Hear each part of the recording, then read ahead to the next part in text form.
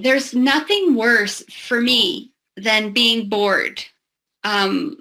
If I can actually take a moment and say, oh man, like I am so bored, I am going to find something to do. Years ago, I was at a job and I hadn't been there for too long, but we were all working away, and one of the gals said to me, like, what are you doing? And I said, well, I can't just stand around and do nothing. Like, I've got to do something. So I was busy rearranging things or whatever. And she said to me, you're making us all look bad. And I said to her, I just can't stand to be bored and do nothing. So I would have to agree with that. Yeah, I just like to be busy in my life, and I like to do lots of things. And certainly in much of my life, I do feel passionate about, absolutely, like many of the things that I do. My work, for sure. Going to the mountains and hiking, just standing on top of a mountain, fills me up and certainly carries that passion into the rest of my life. Some days, if I have a really good meditation, and then some days my workout is really great, that creates a little bit of passion, and as well seeing other creative people. So looking at other people who create artwork and knitting and anything like that. Like, I'm always so inspired and appreciate what it is that people can do, the talents that they have. So thank you. Thank you very much, Laura. Excellent. This is I'll read the quote first. To handle yourself, use your head. To handle others, use your heart. Eleanor Roosevelt. Eleanor Roosevelt, to handle yourself, use your head. To handle others, use your heart. Paulina. To handle yourself, use your head. That's advice from Eleanor Roosevelt that really resonates with me, because my natural instinct would be to do the exact opposite. I judge myself with the heart, but everybody else has to be judged by my logic. And of course, that's not how we should be doing this.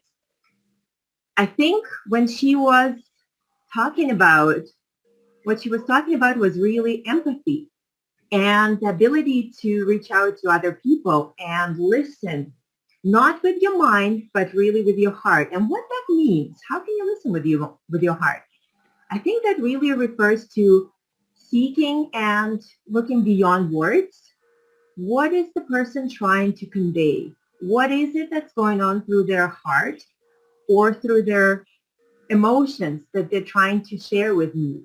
Because sometimes I find the words people use may not be great or accurate or even share what they're feeling. But the message that they have can be very powerful. I learned it, of course, like as many things in my life, through connecting with my kids, where they're so clumsy with their words, but their heart is glowing. And I can feel that there's something there that I need to dig deep for. And for myself, I always judge myself from emotion and from going something that's really spur of a moment, when in fact, when doing some self-reflection, your head is your best friend. Eleanor Roosevelt was a very wise woman. She did a lot of great things, and she had a lot of wonderful thoughts. I think this quote really speaks about her wisdom and her ability to connect with other people. Thank you. Nicely done, Paulina. All right, the next quote is this. It's a little longer. This person says, I've missed more than 9,000 shots in my career. This is Michael Jordan speaking. I failed over and over and over again in my life. I've lost almost 300 games. 26 times I've been trusted to take the game-winning shot and missed. And he's failed so many times, but he says that is why I succeed. So again, Michael Jordan's missed over 9,000 shots, basketball shots, lost 300 games, and 26 times his team was counting on him and he didn't come through. Crazy. But the failing, because he failed, this is why he succeeded. Allie, tell us what that quote means to you, or how would you use that as an example when you're trying to impress or when you're trying to motivate somebody else? Thank you, Madam Toastmaster. So I really like that quote because I feel like failure is not an option. It is what I mean by that. It is an option, but it helps you succeed in life. Without failing, you cannot succeed in life. So Michael Jordan tried so many times to shoot the basket and to play so many games and do all that. At the beginning of his career, he failed, but then after that, he's like, you know what, I'm going to try harder and harder and harder until he became a successful legend in basketball. So in life, and that's what I do, we all should fail, and we shouldn't regret that. Oh, darn it, I failed on this one. No, because you know what? You will learn from your mistakes. You will learn from your failures, and you're going to get up. You're gonna be a successful person, and you're going to become a dance person and all that. So do not hesitate. Don't ever hesitate to fail, and don't listen to other people who tell you, fail, oh, you failed on this or that, or they mock you on this and that. No, just be yourself, and if you fail, that's okay, because you learn from your mistake, and that's why all of us join Toastmasters, so we can learn and grow with our speaking skills and listening skills. Back to you, Ms. Lewin. Thank you very much, Ali. Well done. The next quote. Build your own dreams or someone else will hire you to build theirs, by Farrah Gray.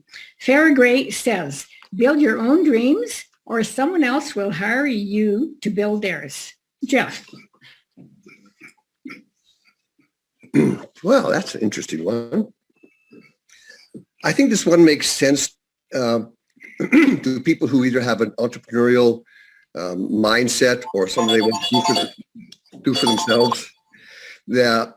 So that means to me, when I started my career as a younger man, I worked for people for many years, 20 years probably. I worked for people and I worked hard.